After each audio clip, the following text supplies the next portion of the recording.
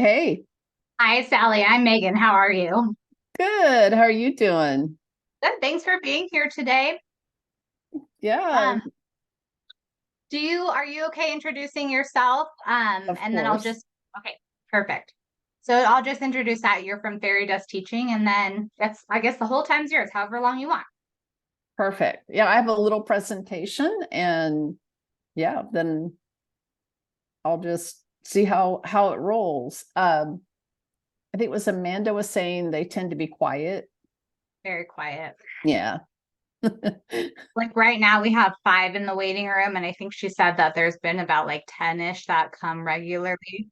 And then they have to put their name in the chat so we can give them a certificate. So I'll introduce that and then just do like a little icebreaker for like a minute until people come in, and then I'll introduce you.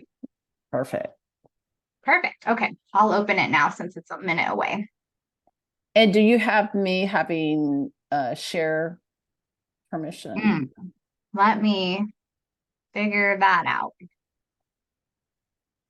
Make co-host. Okay. Now you should. Perfect. Thank you. Okay. I'm gonna let them in.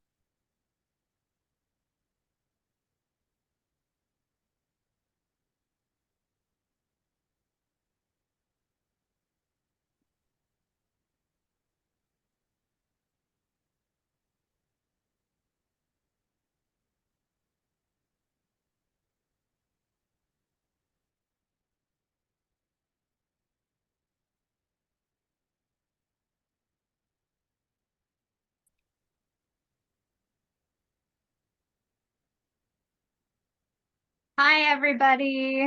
We're gonna give it a couple minutes. If you'll put your name and your email in the chats. Amanda Steinman is at a conference today, so I'm going to take over. I'm Megan Keeling. I'm our outreach specialist and quality improvement navigator. So if you get any newsletters, those are from me. So you can put your name to a face. If you'll put your name and your email in the chat so you can get a certificate. And then I am so hot over here. My air conditioning went out yesterday. And so I wanted to ask you guys a trivia question. What do you think is the hottest Denver has hit in temperature in degrees? You can put it in the chat if you'd like or say it out loud. Any guesses?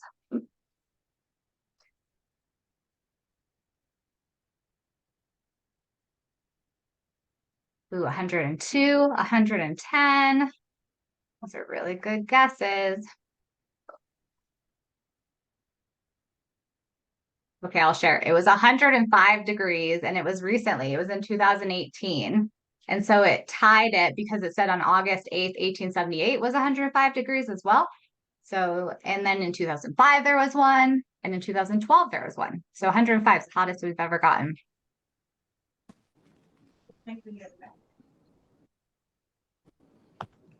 You guys are just hopping on, if you'll put your name and email in the chat so you can get a certificate.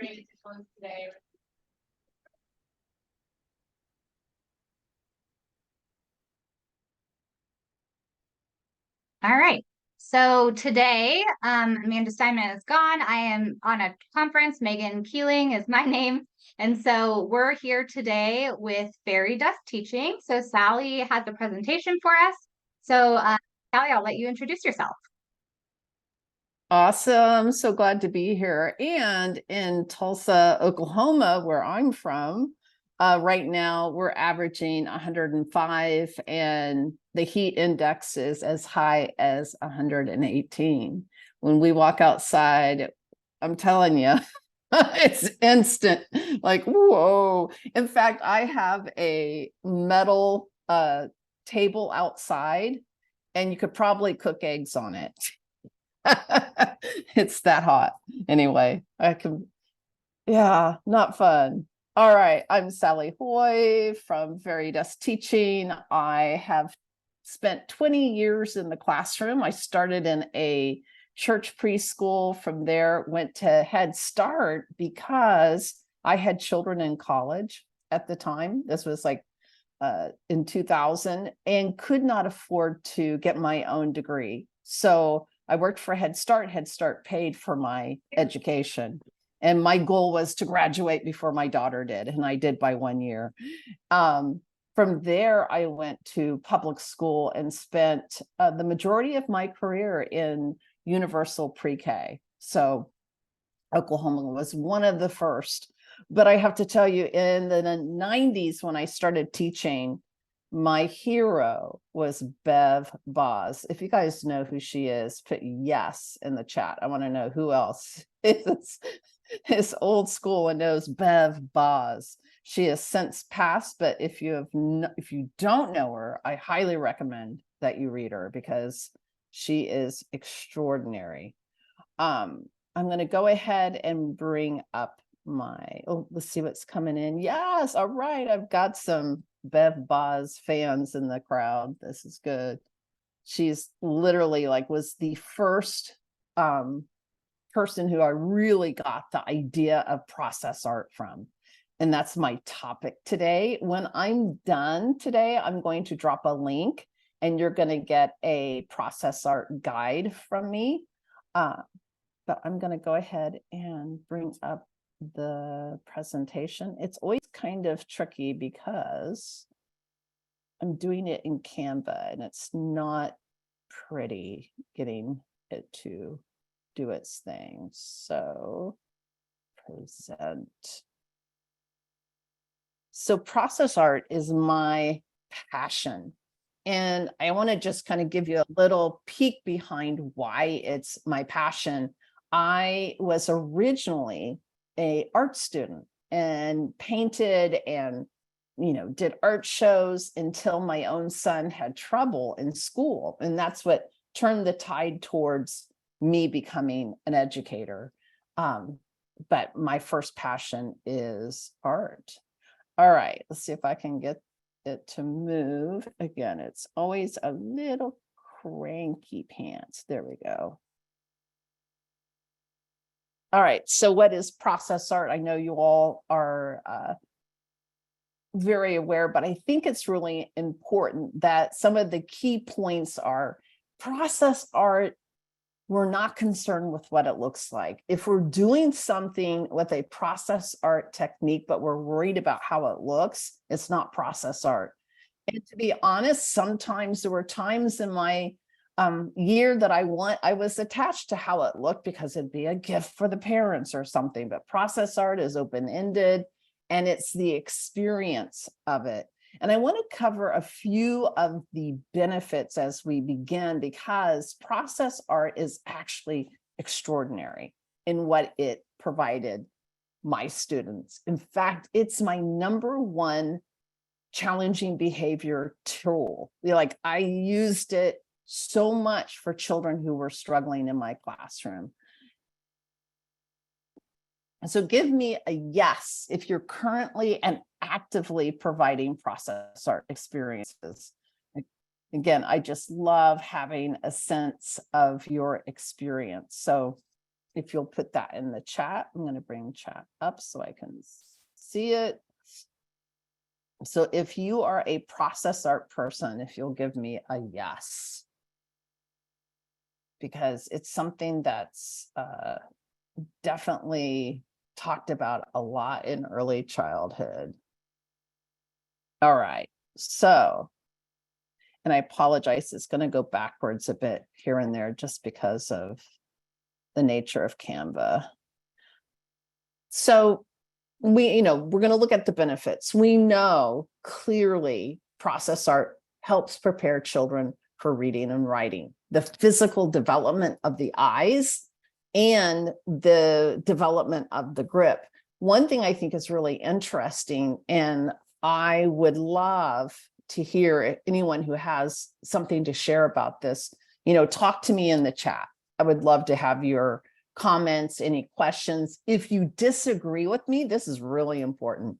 I consider myself a colleague to you. I am not an expert. I am an educator from the trenches. What I share is my experience. So if you hear me say something that you disagree with, toss, just toss it in the trash and forget what I said, because I think we need to own our own authority. So I'm not here to do anything but share my own. And I would love to hear your opinions as we're in this dialogue.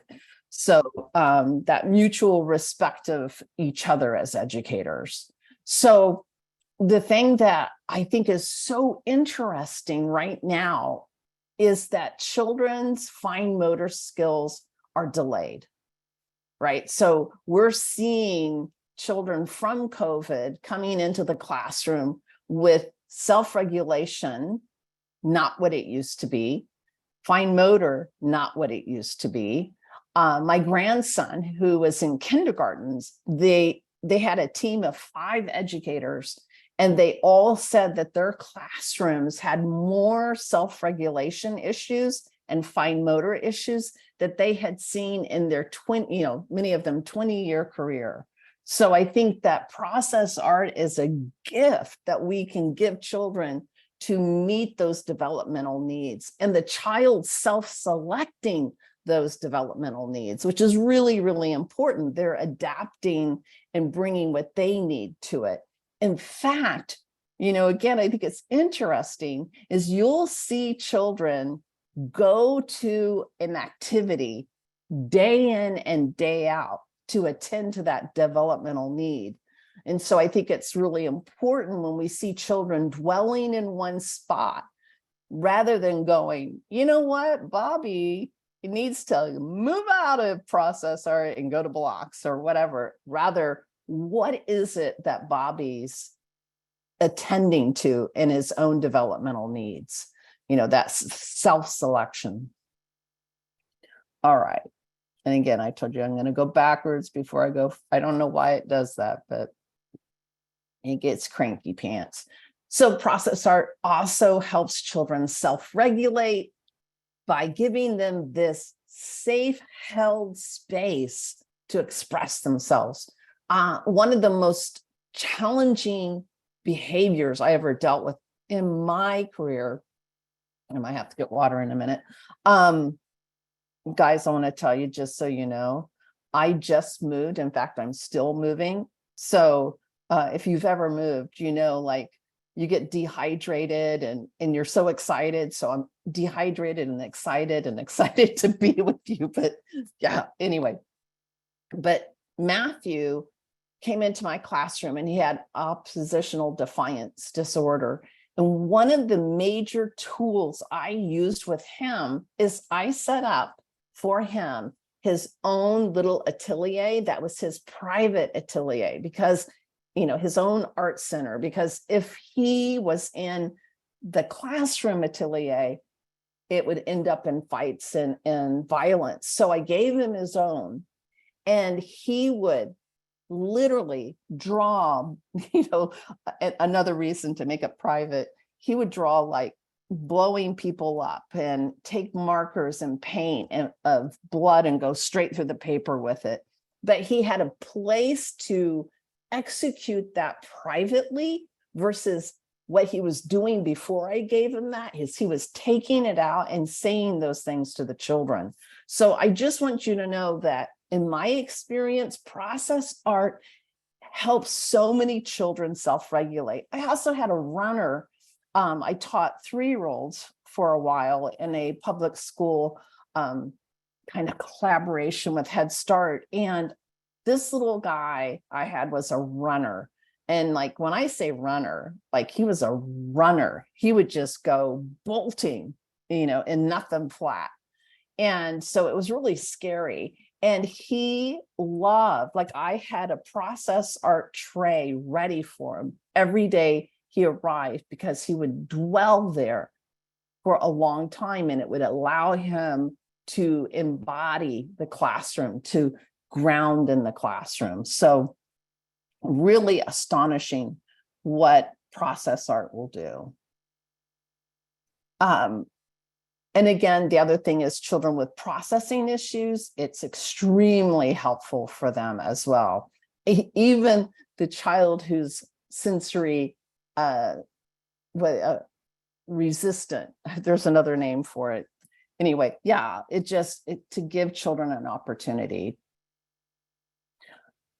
Again, develops fine motor. They're using scissors, clay, painting with brushes, threading. I love doing chandeliers in the classroom. So they thread all sorts of beads and things like that. It's eye-hand coordination, dexterity, strength. So these things, and especially in self-selection, is what builds the brain for executive functioning, which I think is so interesting. If we have time at the end and you want to talk about that, it is my second passion, is the brain science behind play-based education. All right, so I want to talk about the magic of the process of process art.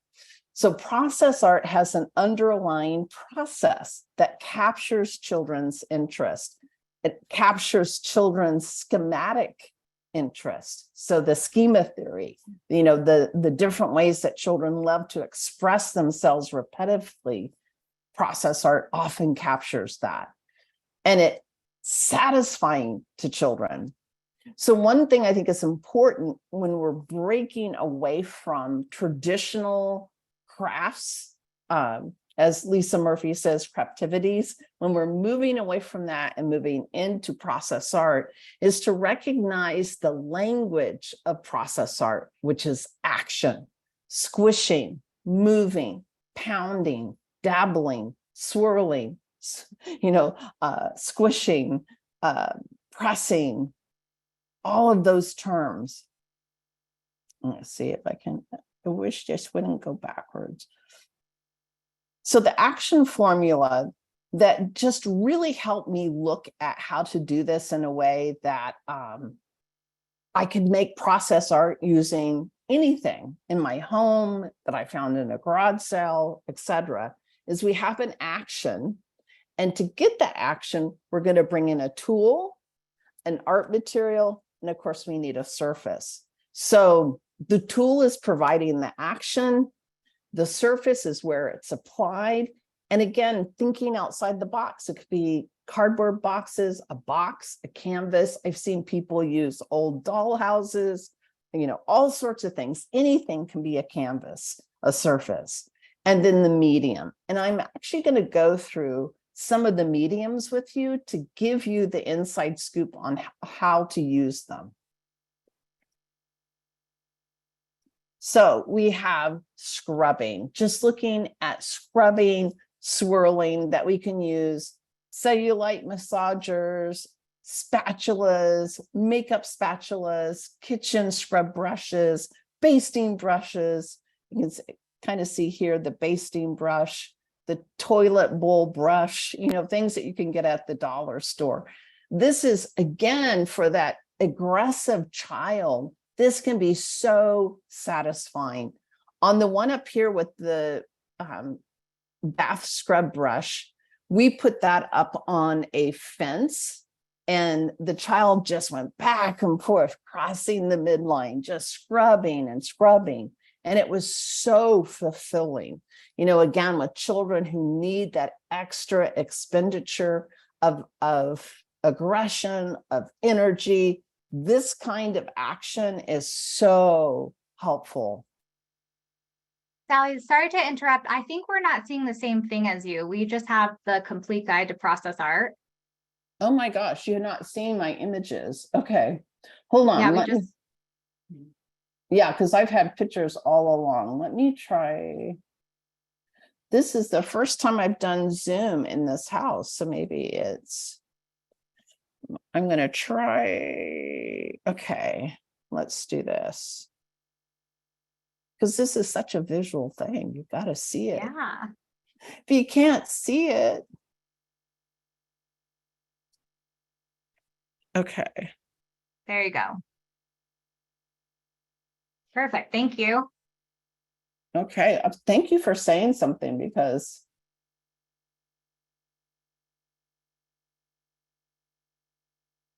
all right, it always has a problem. Come on.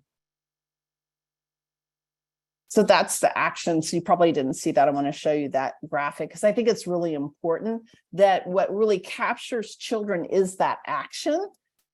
And all we need is a tool, a surface, and an art medium. Art.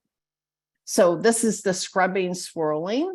And you can see the one up here being the bathroom scrub brush, the baster, the kitchen scrubber, another form of kitchen scrubber. This is an expensive one that had its own little holder that I got at a garage sale. This is from the dollar store. So again, as I was saying, it's the scrubbing, motion, and this one being up on a vertical surface really lets children get that energy out and end up with beautiful artwork. Pressing and pushing. Again, looking at potato mashers are one of my favorite. That's a Bev Boz 100% idea, not my idea. Looking at glasses being pressed, plungers. Again, one that's been in the field, I think another one from Bev Boz. Children, again, who need that large action, getting that energy out. It's so amazing. And one thing I would say is with the big, large motor action of process art, I use painter's canvas on the ground and I take it outside because you do not want to worry about the paint that's flying in your classroom. It's not fun. A couple of times in winter when I've had really challenging behaviors, I will bring in a refrigerator box and have the process art with the kids inside the box just to control it. I had a child once who he just loved to throw paint. He just throw paint on the paper. Well, one time throwing the paint, and I was like, this isn't ever happening again because I cannot spend an hour a day cleaning up all the paint everywhere. So I brought in that refrigerator box and it was perfect. So, he really needed it. I wanted to provide it, but needed to make a space that filled both our needs. Scraping and dragging. This is such a fun thing to do. So this is Q-tips, fork. This is a comb, and there's all sorts of combs you can use. This is cake scrapers. I got a collection of, I think they're called Wilton cake scrapers from a garage sale. One of the best purchases I have ever made. Back scratchers, all those kinds of things. And they make all sorts of marks and children love to experiment with it. And again, we can talk about at the end of this, whatever you're interested in. There's lots of ways to set this up to invite children in to explore the colors. Pounding and hitting, again, a really good thing for the children who have that energy. Spoons. This is a dough cutter, works really well at making marks. Fly swatters. Again, I think that's a Bev Boz idea. Hey, John, Yeah. Can you get me some water? Yeah. I am dehydrated. And this one, there's some tools I think you need to have adult eyes on, but this is a meat pounder mallet. And, again, really good for that expression, but I would definitely with some of these have the eyes of an adult if there's any issue with it. Thank you, darling. All right. Sweeping. Oh my gosh, you guys, this is one of my favorites. Like, I love sweeping. I love telling the fairy tales. And I was telling Jack and the Beanstalk in my kindergarten class with the big giant. And so I got brooms out as the giant's paintbrush. It's like, oh my gosh, the class went crazy. So this is a child's broom. Beautiful. We did this on the ground. Again, you have to really set up the space for it. Hand broom.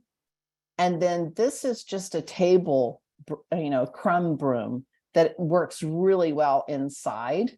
So just look at all the different kinds of brooms out there. Go to the dollar store, go, to garage sales, find little brooms, and even face brooms and brushes are amazing as painting tools.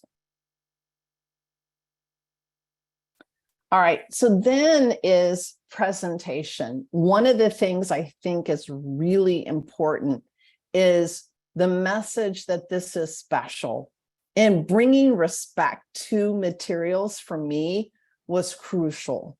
I wanted children to treat all of these materials that I've spent my own money on, they're not the school's, they're mine, with respect. And I would bring glass. I did lots of really incredible pieces in the classroom. You can see I have a mortar pestle here that is ceramic. And the way that I would do that when I started the year is I didn't bring everything out. I slowly brought out the breakables and those things that were special and really taught the children how to use them. Even the children with aggression, interestingly, because I took my time with it, I didn't ever have a problem. The only thing that I had in my 20 years of classroom experience was a child like picking up a mason jar of pencils, and their hands are wet and it slips through it and smashes, and then we just sweep it up and clean it up together. But literally that probably happened a handful of times, not very often. But when you bring that real love to it, and I'm Waldorf trained as well. So this is a Waldorf trick and it works. And, some of you might feel funny doing it, but, I would bring life to that which has no life. Like, oh, my B cup. I love my B cup. B cup, do you want to sit here? There you go, B cup. Like when you give love and respect to an object like that, children love that. They just, it's silly but wonderful. And in kindergarten, I occasionally would have that child who would go, Mrs. Hoy, a B cup is not real. It can't hear you. And I would just go, shh, don't tell the B cup. The B cup doesn't know it's not, get silly, and they follow along. So like I said, I used real authentic materials in the classroom. It also sends that message, I trust you. And I would, like I said, practice, train them on how to use them. And occasionally, like I said, we would have a few break, but not often. The thing that broke the most was the marble mortar pestles. Like they would just, pound, pound, pound, and it would just crack in half. So I prefer wood for that reason.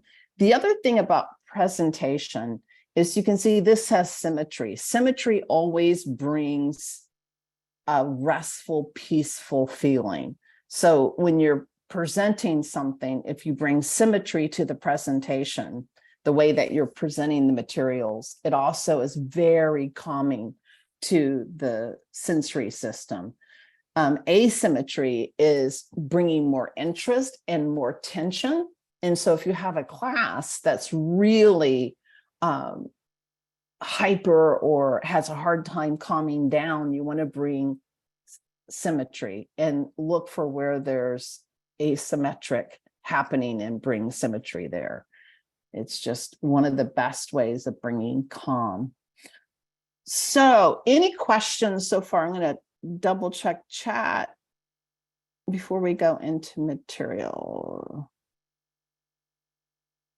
So any questions? I wanted to go through materials as an artist. There's real tricks and things to know about materials. And I think it's really helpful when you're looking at process art. How do I use materials, etc.? How do I store them? How do I present them? How do I give them to the children? So I'm going to give you a minute if there's any questions before I move on. All right. if you have any questions along the way, please put it in the chat and I will address it. All right, tempera paint. Tempera is a staple. So there's liquid tempera and there's tempera cakes. If you've not used tempera cakes, they're pretty incredible. It's basically, and it looks like this, and you can go on Amazon and put in tempera cakes and they pop up. There's what my favorite tempera cakes are the neon colors, which are just amazing.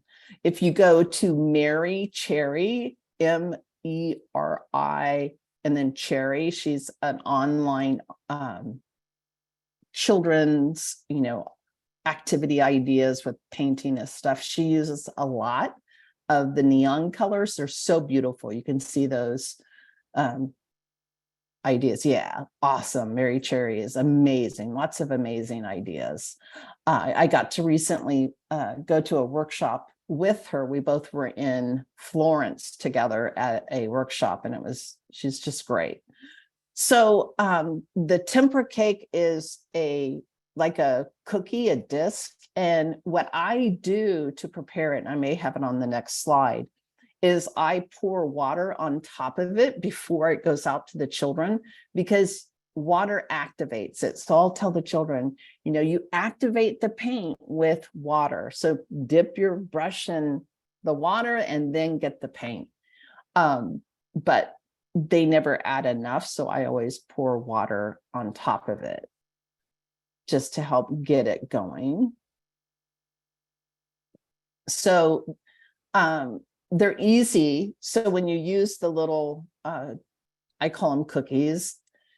One of the things I like to do, because children mix colors, etc., is I love putting them in ramekins holders, or put them into a little muffin, one single muffin holder, because it holds it.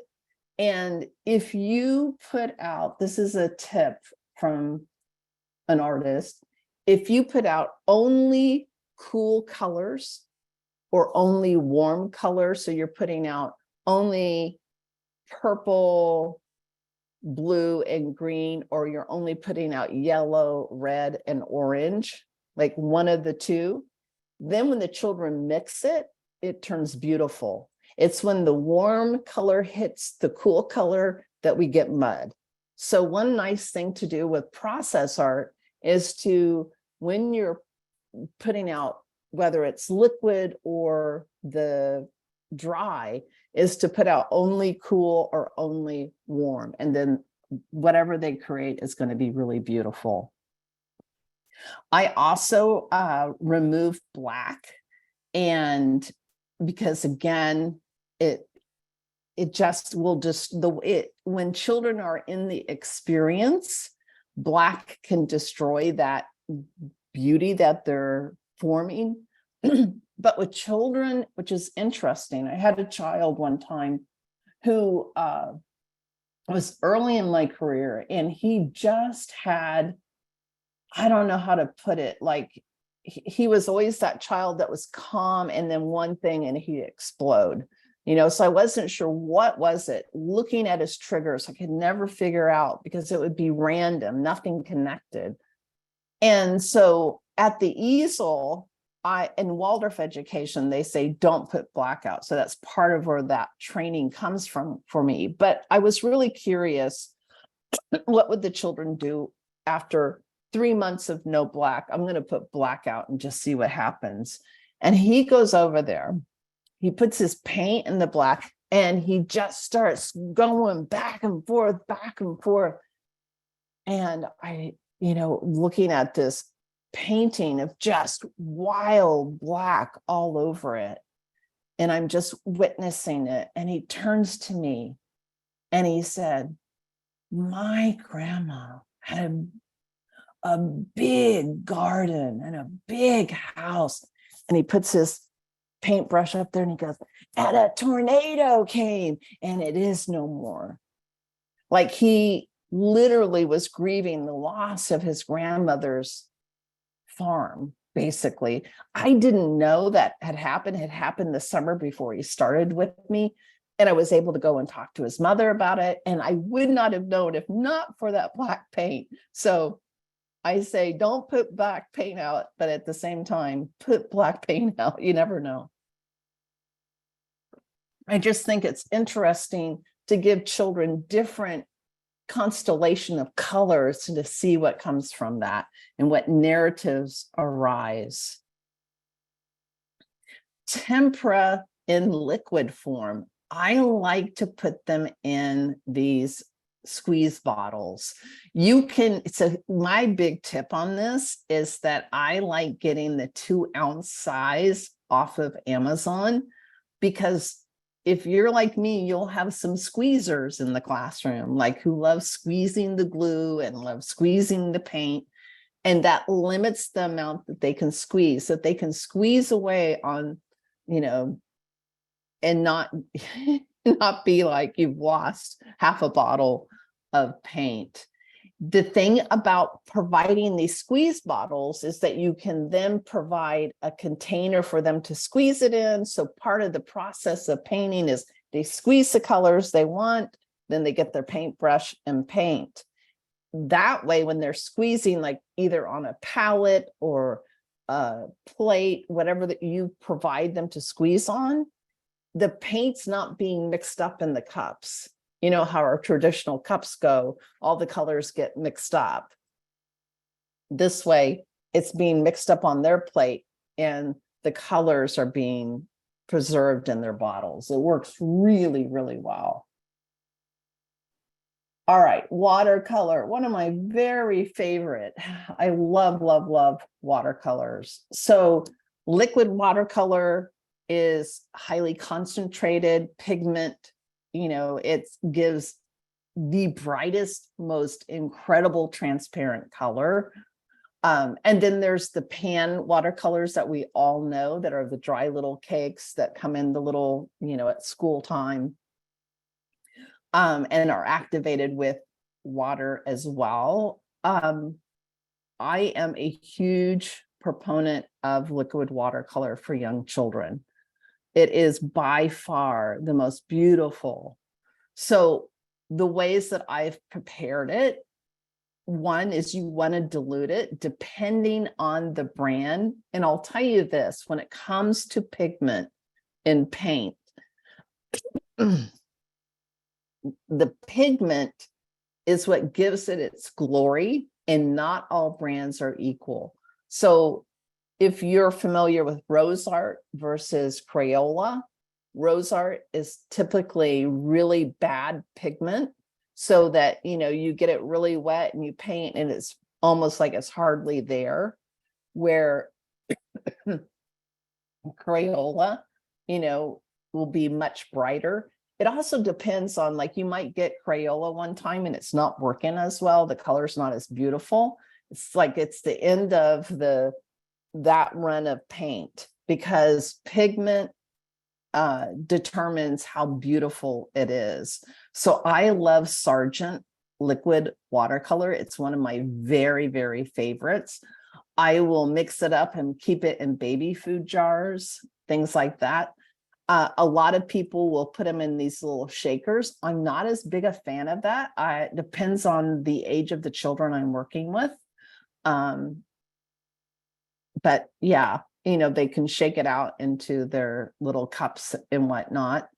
But you want to add water. So you'd squeeze into the baby jar some of the liquid watercolor, maybe just enough to cover the bottom, and then add some water and test it to get it the vibrancy you're looking for. And it's so beautiful. So one of my favorite things to do is let children draw with a Sharpie on a really good stock paper, you know, not construction paper, not copy paper, but stock paper. You can also go, I don't know, on Amazon, Walmart, etc., and get watercolor paper that you pull out. And I always bought, I think it has 30 sheets, and I cut them in half. So I have 60 sheets, and I'd spend $7, and let the children draw with the Sharpie and then paint it. And it's stunning. It's like the most beautiful, like parents frame it. It's so pretty. Just beautiful. Like children can create the most incredible watercolors. With pan watercolors, I know most of you are familiar with this because it's a traditional school item. I take the little pan, like in the Crayola, and I cut off the brown and I cut off the black. And then I cut it in half to warm and cool colors. It's interesting. One side is warm, one side is cool. Just so that I can set those out. Then I teach the children about warm and cool and let them pick what are they going to work with. And they love that. They love that choice.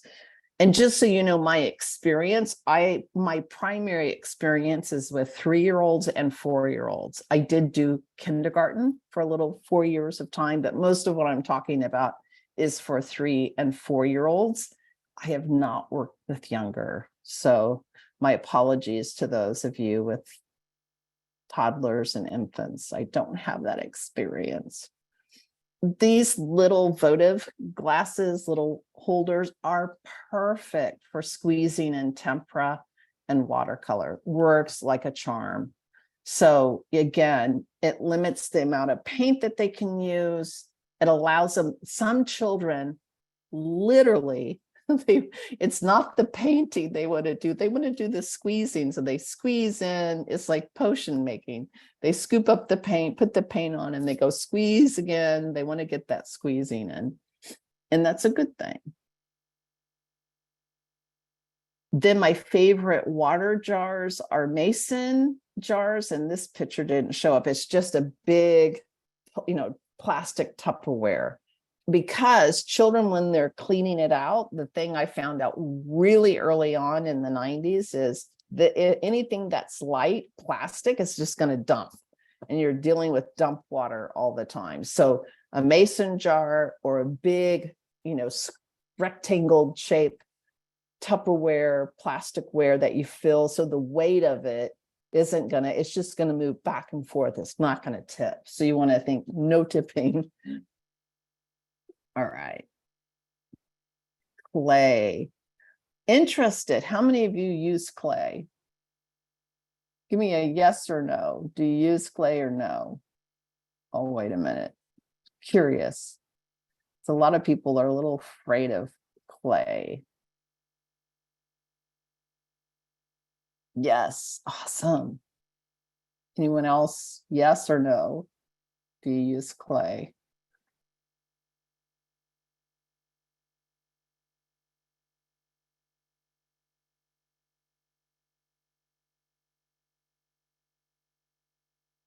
So potter's clay, there's 2 basic kinds that you can use. There's low fire white clay and there's terracotta. More yeses coming in. Cool. So the primary one that I have used is a low fire white clay, and it's actually gray. It in the package, when it's raw, it's gray. When it's fired in the kiln, it turns white. It's very economical. You can get it at your local potter's supply. I have one here in Tulsa that I always bought it at. So a couple of tips about how to treat it. It dries out very easily when it's exposed. So you keep it in a plastic container and you want to make it really tight. If it starts to dry out, what's really great is you can reconstitute clay by putting on, I just put wet towels around it, kitchen towels, and it reconstitutes it. If you have scraps of clay, again, you can put them all in a plastic bag, put a little bit of water and let it sit. When I was in the classroom, we did not have a kiln. So the children would use clay like Play-Doh. They would manipulate it, use it, we put it back in a plastic container. Or if they, like one thing they love doing is you have a little ball of clay and they stick dried grasses or sticks in it and rocks, and they make a little clump of things. And then we just sit it there with their name on it and let it dry.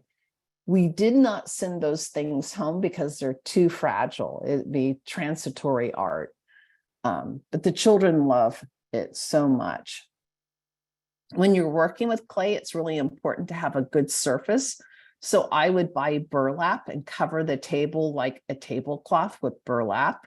You can also buy heavy canvas clay boards from Amazon, from Dick Blick, and that's really nice. They work really well. It's not necessary. When I had years that I didn't have access to the canvas boards, I used foam, the foam pieces, craft sheets, and it worked fairly nicely. Unless the clay is really wet, it worked really well, just to let the children manipulate it.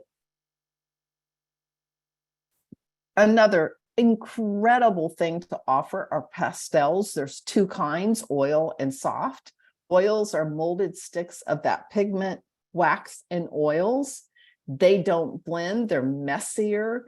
Of the two, soft and oil is the more difficult because it literally gets all over your hands. So it takes you, I would recommend you using oil pastels to figure out how you're going to introduce it to the children you have. Soft pastels are extraordinary. They blend beautifully. They're like chalk. You know, it's just like chalk, but a higher level of pigment. So they come through really stunningly vibrant. So here I'll talk a little bit. The oil pastels, I separate them by color into baby food jars because they will smear on each other. So you need to keep them separated. And when children use them, I have a folded piece of paper towel that I put underneath their drawing hand to keep their hand, because their little fatty part of their hand is just going to smear what they've drawn.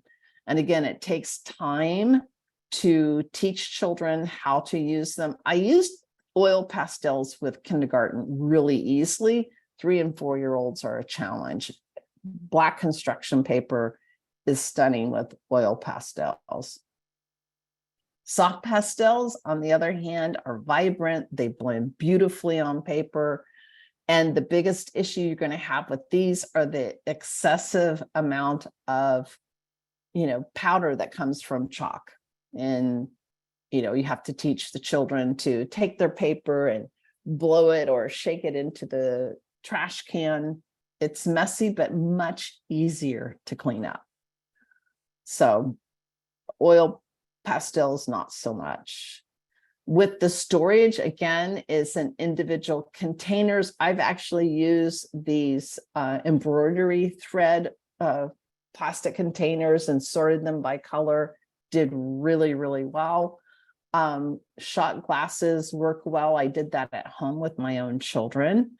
Again, do not store the colors together because they do rub off on each other and get really messy. Now I'm going to give you, as my final piece, my ultimate secret.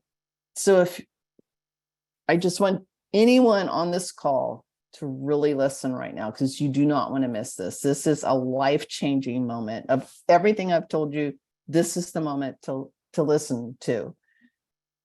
Gel medium, artist gel medium, is like a super glue gun for children.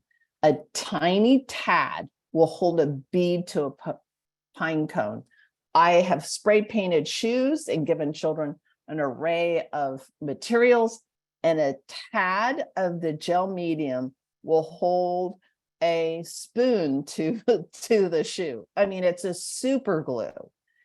You can buy this. You want heavy gel medium, transparent. You have to really look for it, because if you get heavy gel medium and it doesn't say transparent, it's going to be white and it's going to dry white. So it will say transparent or clear. And if you're concerned, they do make it non-toxic. Now, I have never looked for non-toxic specifically because I've never had a student try to eat it. And I've never used it without being with the children, because like one container now is probably $25, and that container can last a year if we use it with great economy. So I'm at the table in small groups managing the glue because I want it to last the whole year. So I will cut cardstock or a little paper plate and put a little dime-sized piece on it with a popsicle stick and let them scoop it. And I show them how to use it. And it literally will change your life. Like every time I demo this in real life, people's eyes are like, what? Why didn't I ever know about this? So now you can do 3D art pieces. Like, it's amazing, stunning, incredible. All right. So that's what I have today, but I have one more thing for you. And that is, let me find it. Everything I talked to you about today is in a guide, and I'm going to free guide. So it has everything in it and even more. And there it is. You can download the book that goes with this presentation. So thank you so much. I'm here if you have any questions. Otherwise, that is it. Thank you, Sally. Does anyone have any questions for Sally?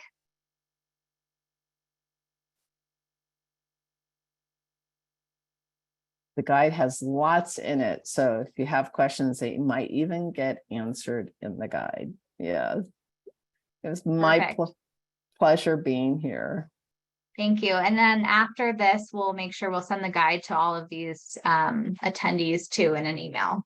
Awesome. Perfect. Yeah. And if you have any questions, don't hesitate to, if later down the road, if you do something and it didn't work, or you're like, I'm having trouble figuring this out, just email askSally@verydeskteaching.com and I will answer you and we'll get your questions answered.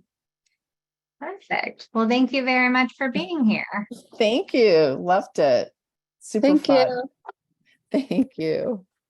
All right, everyone, we'll send you the survey as always, and then you fill it out and you can get your certificate for attending. And if no one has any other questions, we're done today. So thanks for joining and we'll see everyone soon. Hey, Megan, I came in a little bit late. Do I need to send you my email address that I was here? Is it Kara? Are you Kara Hockaday? Yeah. I put you already in there, so you're good. Okay, thank you. Have a good one. Thank you. Yeah, thanks for coming.